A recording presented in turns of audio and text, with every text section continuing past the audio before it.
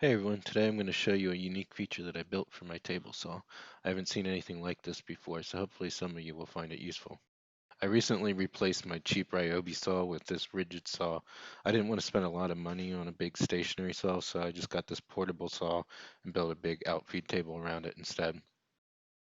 One problem with the smaller saw is cutting long or wide pieces of wood, such as a sheet of plywood.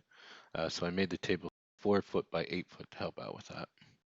But if you need to make a really wide cut, for example, ripping a plywood sheet in half, a lot of smaller saws can't handle that without using sawhorses or something else to support the wood.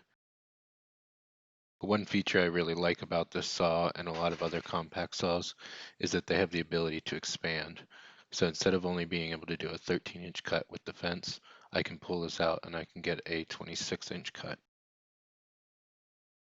Or if I take the fence off, I can get an even wider cut. The problem though is that there's no support on the right side of the outfeed table, so the wood could just fall off of the table once the cut's finished.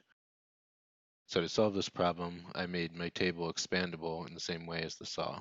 So I can just slide out this side part and I have all the support I need. This is also useful if I want to cut some plywood with my circular saw.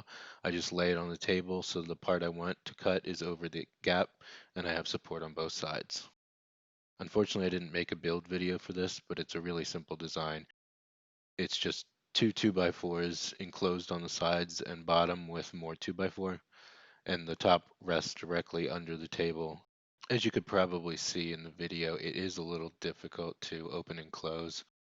That's mostly because I didn't bother to joint or plane the wood, so the boards aren't perfectly square and straight.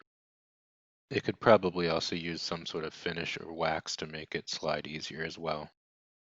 If you like this idea, don't forget to click the thumbs up and subscribe. If you build something similar, let me know in the comments or send me a link to your build video. Thanks for watching.